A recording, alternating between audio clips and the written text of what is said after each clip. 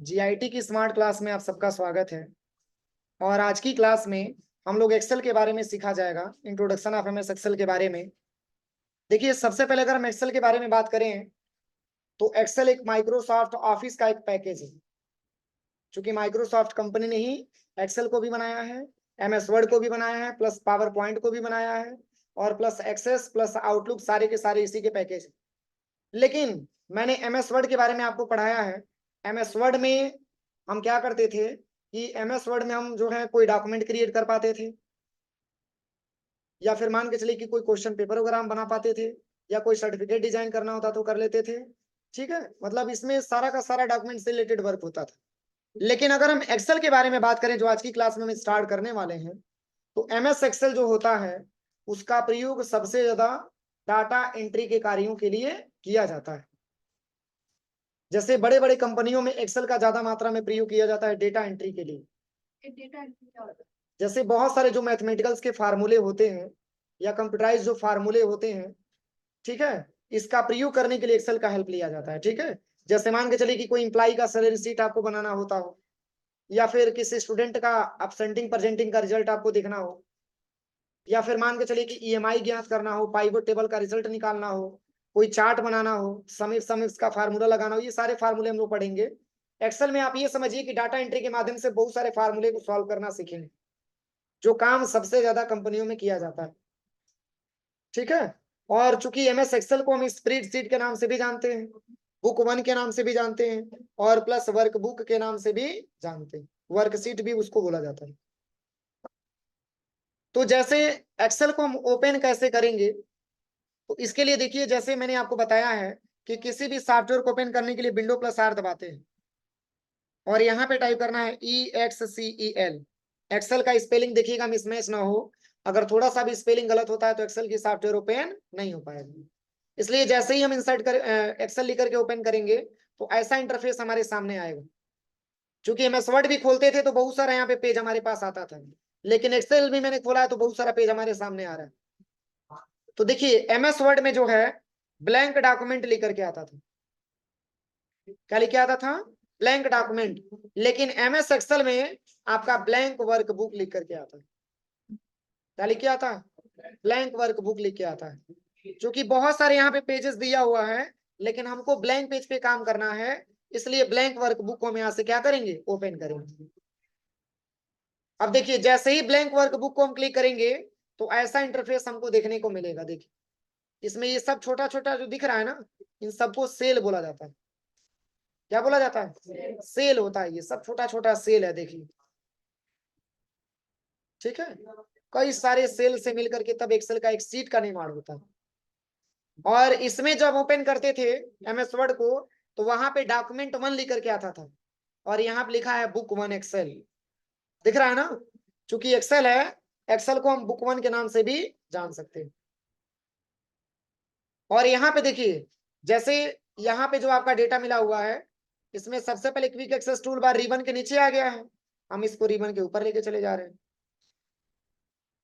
तो मैंने MS word पढ़ाते समय मैंने आपको बताया था कि सबसे टॉप वाले पट्टी का क्या नाम होता है?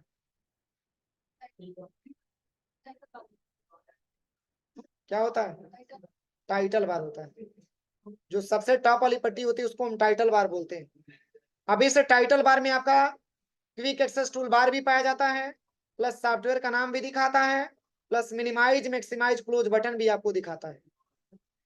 और इसके साथ साथ यहाँ पे रिबन डिस्प्ले ऑप्शन भी आपका मिलता है। देखिए, इसको हम जानते हैं रिबन डिस्प्ले ऑप्शन के नाम से। जैसे ही आप इस पे क्लिक करेंगे, इसमें तीन ऑप्शन मिलेगा, ऑटो हाइड रिबन, और सेकंड दिया है शो टैब, और तीसरा दिया है शो टैब एंड कमांड्स। जैसे इन तीनों का प्रयोग क्या है, तो ये मैंने ऑलरेडी आपको एमएस वर्ड में भी पढ़ाया। जैसे ऑटो हाइड रिबन पे क्लिक करेंगे तो देखिए ये पूरा आपका मिनिमाइज हो गया, क्या? रिबन भी, और आपका टाइटल बार भी, नहीं टाइटल बार दिख रहा है, मेनू बार भी और रिबन भी आपका क्या होगा? मिनिमाइज हो गया। पुनः मैक्सिमाइज करना चाहते हैं, इस पे क्लिक करिए। आप किसको शो कराना चाहते हैं? तो मैंने यहाँ पे ले लिया शो टैब, केवल टैब को शो कराना चाहते हैं, तो देखिए केवल टैब आया। पुनः इस पे क्लिक करिए, फिर यहाँ पे ले लेते हैं शो टैब एंड कमांड्स, यानी कि टैब और कमांड को एक साथ हम शो कराना चाहते हैं। और इसकी शॉर्टकट की भी होती है कंट्रोल प्लस F1, नोट कर लीजिए। रिबन को हाइड और शो कराने के लिए कंट्रोल प्लस F1 बटन दबाते हैं।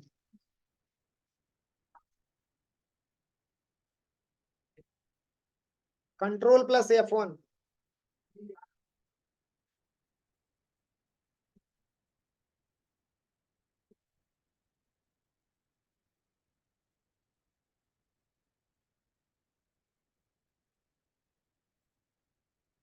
अब देखिए जैसे ही कंट्रोल F1 दबाएंगे तो ये हाइड हो जाएगा, और जैसे ही कंट्रोल F1 दबाएंगे तो शो भी हो जाएगा। इसको हम बोलते हैं क्या, मेनू बार। ऐसे ही एमएस वर्ड में भी तो मिला था। इसमें अलग क्या दिख रहा है बताइए, इसमें अलग कोई ऐसा मेनू बार जो उसमें ना दिया हो। डाटा है और फार्मूला है, यही दो ऑप्शन ऐसा है जो आपने एमएस वर्ड पे नहीं पढ़ा है। बाकी ये सारे ऑप्शंस के बारे में आपको एमएस वर्ड में पढ़ाया गया। अब यहाँ पे मेनू बार के जस्ट नीचे इस पूरे को हम क्या बोलते हैं, रिबन बोला जाता है। क्या बोला जाता है, रिबन। और रिबन में अनेक प्रकार के ग्रुप भी पाए जाते हैं, जैसे यहाँ पे फॉन्ट ग्रुप है, क्लिप बोर्ड ग्रुप है, अलाइनमेंट ग्रुप है, नंबर ग्रुप है, स्टाइल है, सेल है, एडिटिंग। तो ये ग्रुप है किसके, तो ये ग्रुप है किसके, मेनू बार के, होम टैब के ग्रुप है। अगर आप इंसर्ट टैब में जाएंगे तो देखिए ग्रुप आपका चेंज हो गया। अगर आप पेज लेआउट में जाएंगे तो ग्रुप आपका चेंज हो गया। अगर आप फार्मूला टैब में जाएंगे तो ग्रुप आपका चेंज हो गया। मतलब हर मेनू बार का क्या होता है, ग्रुपिंग अलग अलग होता है। अब यहाँ पे देखिए, इसको बोला जाता है सेल एड्रेस नेम बॉक्स, जिसमें आपका सेल का नाम दिखा रहा है B4।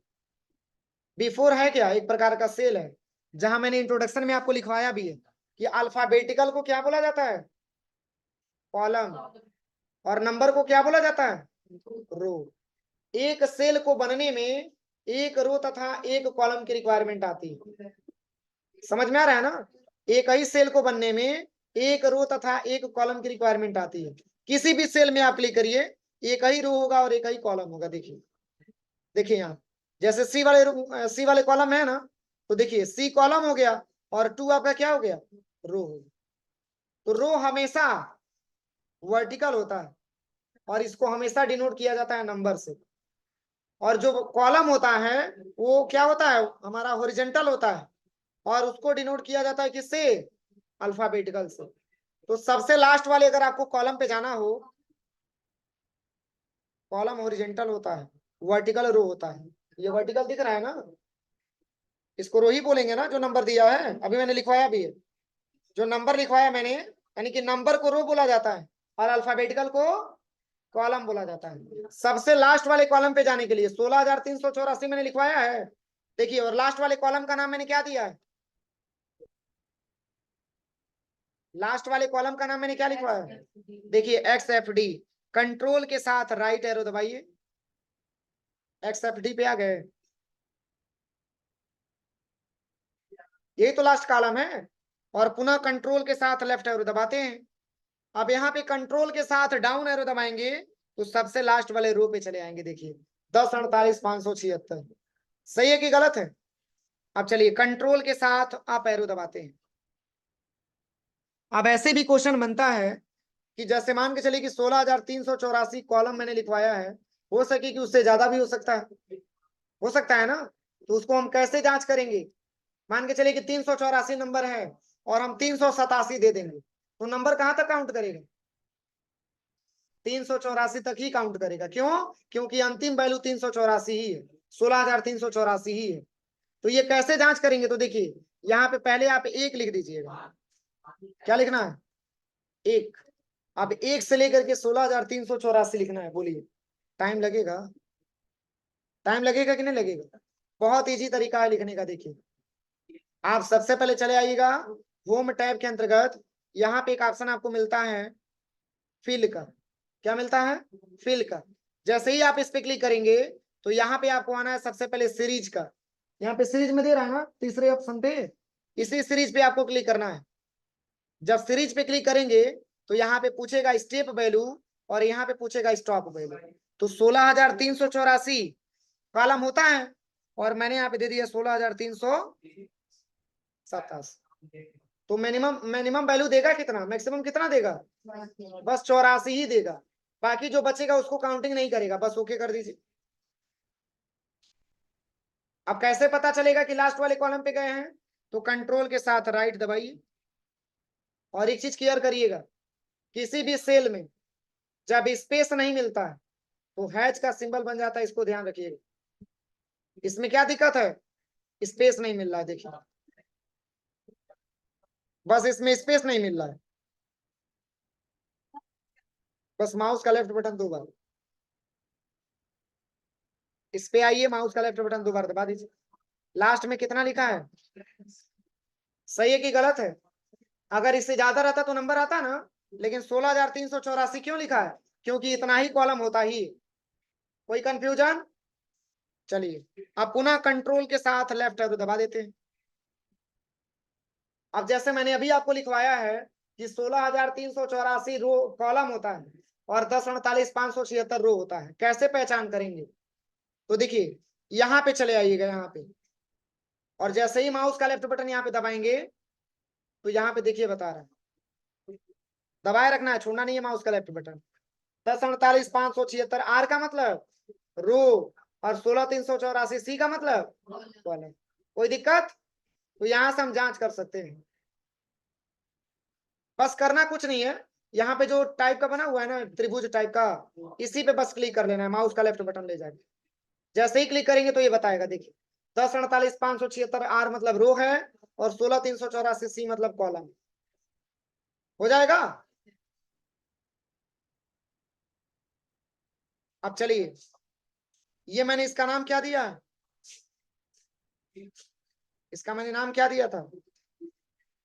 Cell address name box, जो ये जांच करके बताता है कि आप किस सेल में अभी मतलब आप रुके हुए हैं। किस सेल में हम रुके हैं? D7 में।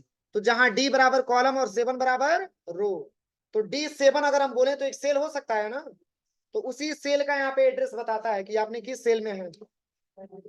ठीक है ना? अब देखिए यहां से जैसे सिलेक्शन करेंगे तो बताएगा 6 रो और 5 कॉलम बता रहा है। तो इसको हम बोलते हैं सेल एड्रेस नेम बॉक्स। अब इसी के जस्ट बगल में जो एफएक्स लिखा हुआ है, इसको हम बोलते हैं इंसर्ट फंक्शन। अब इंसर्ट फंक्शन का शॉर्टकट की शिफ्ट प्लस F3 होता है। जैसे MS वर्ड में शिफ्ट प्लस F3 का प्रयोग कहाँ करते थे? केस को चेंज करने के लिए किया जाता था। MS वर्ड में शिफ्ट प्लस F3 का प्रयोग, लेकिन इसमें केस चेंज नहीं होता है, इंसर्ट फंक्शन ओपन होता है। नया नया बताते हैं, बताया नहीं बता रहे, जितना बताते उतना शिफ्ट प्लस F3 का प्रयोग MS वर्ड में केस चेंज करने के लिए किया जाता है, नहीं पता है? बताएं।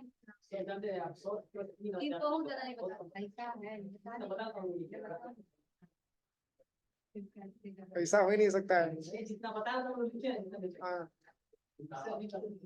देखो मेन प्रॉब्लम ये है कि आप लोग मतलब अच्छे से प्रैक्टिकल नहीं करते, मेन प्रॉब्लम वो है। ठीक है, अपनी प्रॉब्लम आप नहीं कहोगे, हमारी प्रॉब्लम सबसे पहले कहोगे। ठीक है, देखिए जैसे शिफ्ट प्लस F3 बटन दबा करके MS वर्ड में हम केस चेंज करते हैं ना, देखिए मैं दिखा दे रहा हूँ, विंडो प्लस R और यहाँ से MS वर्ड ओपन कर लेते हैं। देखिए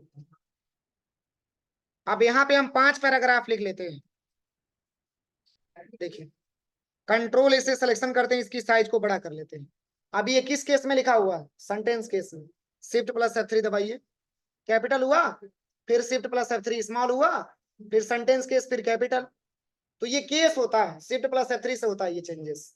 वही अगर हम MS एक्सेल में आ जाते हैं तो इसमें ऐसा नहीं कि किसी सेल के अंतर्गत आप कैपिटल लिखे हैं तो उसको चाहेंगे तो स्मॉल लेटर में टाइप कर लेंगे शिफ्ट प्लस F3 से, ऐसा पॉसिबिलिटी नहीं है। तो शिफ्ट प्लस F3 का प्रयोग एक्सेल में क्यों किया जाता है? इंसर्ट फंक्शन ओपन करने के लिए। जैसे ही शिफ्ट F3 दबाएंगे तो आपके सिस्टम में ऐसा पेज खुल करके आ जाएगा। देखिए सबसे ऊपर लिखा भी है इंसर्ट फंक्शन। हो जाएगा? कोई दिक्कत किसी को? बोली आवाज नहीं आ रहा? हो जाएगा ना?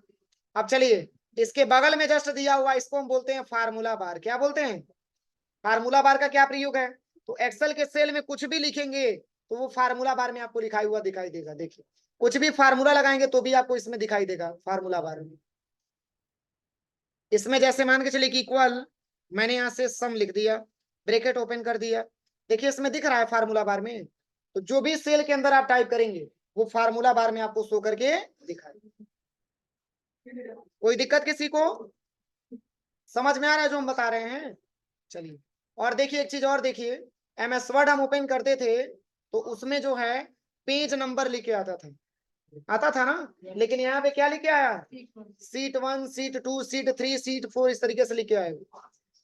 और सीटों की संख्या अगर आपको इंक्रीज करना हो, जैसे मात्र 2 ही सीट दिखा रहा है ना, और भी सीट अगर आपको बढ़ाना हो तो कंट्रोल के साथ या फोन F11 बटन दबाते हैं, sorry shift plus F11, shift plus F11 जितने बार दबाएंगे उतने बार सीट इंक्रीज होगा। देखिए कै गो सीट आ गई, देखिए कै गो सीट आ गई। शिफ्ट प्लस F11 से सीटों की संख्या इंक्रीज कर सकते हैं MS एक्सेल में। F11, shift plus F11। अब देखिए, अगर हम बात करें यहाँ पे सबसे पहले, तो नीचे वाले पट्टी को हम क्या बोलते हैं? स्टेटस बार बोलते हैं ना, ये हमारा स्टेटस बार होता है। अब देखिए एक चीज और आप समझिए, जैसे यहाँ पे सीट नंबर 6 लिखा है ना, यहाँ पे सीट नंबर 6 लिखा है ना, इसको अगर आपको डिलीट करना है तो राइट क्लिक करिए, इसको यहाँ से डिलीट करते जाइए। बढ़ाने के लिए शिफ्ट प्लस F11, और डिलीट करने के लिए बस नॉर्मल है, माउस से राइट बटन दबाइए और यहाँ से डिलीट कर दीजिए। अब सीट 1 का नाम आपको चेंज करना है तो इसी पे माउस का राइट बटन दबाइए और रीनेम पे आ जाइए, और यहाँ पे जैसे मैंने क्या पढ़ा, इंट्रोडक्शन ऑफ MS एक्सेल, यहाँ पे टाइप कर दीजिए इंट्रोडक्शन ऑफ MS एक्सेल। अब इसको कलर करना है, पहले प्लस पे क्लिक कर लीजिए। अगर कलर करना है तो माउस से राइट बटन दबाइए और टैब कलर से आकर के आप इसका कुछ कलर भी दे सकते हैं। अब देखिए कैसे कलर में दिख रहा हो जाएगा। अब चलिए, टेबल लिखना सबको आता है? आज टेबल ही लिखना है, 2 से लेकर के 20 तक आता है ना टेबल लिखना? तो देखिए अगर नहीं आता होगा तो एक्सेल की मदद से बहुत शॉर्ट टाइम में लिख सकते हैं। देखिए मैं कितना जल्दी 2 से 20 तक लिख के दिखा रहा हूँ टेबल। नहीं, 1 और 2, और इन दोनों को एक साथ सिलेक्शन करिए और ऐसे पतला प्लस बनेगा, इसको खींच दीजिए 10 तक, आ गया। फिर यहाँ पे 2 लिख दीजिए, फिर इन दोनों को एक साथ सिलेक्शन करिए और ऐसे ड्रैग एंड ड्रॉप करके 20 तक ले लीजिए, बस 20 तक ही हो गया। अब देखिए, अब चूंकि बहुत दूर दूर लिखा हुआ है ना, आप चाहते हैं नियरेस्ट हो जाए, तो यहां से लेकर के यहां तक सिलेक्शन कर लीजिए और इसी पे माउस का लेफ्ट बटन 2 बार दबा दीजिए, ठीक है। इसके बाद देखिए 2 से 20 तक आपको, मतलब 1 से लेकर 20 तक पहाड़ा आपको लिखना है। देखिए इसमें पहले बॉर्डर लगा लीजिए, आप ऑल बॉर्डर कर लीजिए। अब देखिए 2 दूना 4, पहले 2 का पहाड़ा ऐसे लिख लीजिए। जब लिखा जाएगा 2 का पहाड़ा, इसके बाद से इसको सिलेक्शन करके ऐसे ड्रैग एंड ड्रॉप कर दीजिए, इसको भी सिलेक्शन करिए, ऐसे ड्रैग एंड ड्रॉप कर दीजिए। अब मिलाइए फार्मूला सही है कि गलत है, पहाड़ा सही है कि गलत है। जो हैज का सिंबल आ रहा है अभी उसको सही कर दे रहे हैं।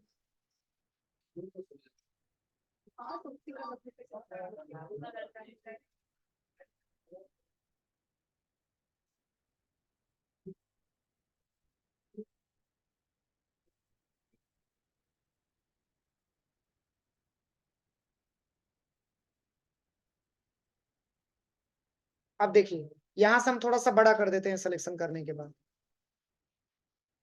सही है कि गलत है? टाइम लगा। और यहाँ पे जैसे जनवरी लिख दीजिए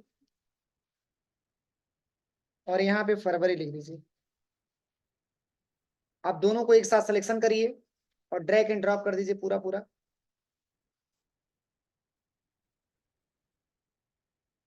ठीक है। यहाँ पे लिख दीजिए मंडे और यहाँ पे लिख दीजिए ट्यूसडे। अब इन दोनों को एक साथ सिलेक्शन करिए और ऐसे ड्रैग एंड ड्रॉप कर दीजिए। सही है कि गलत है? सही है।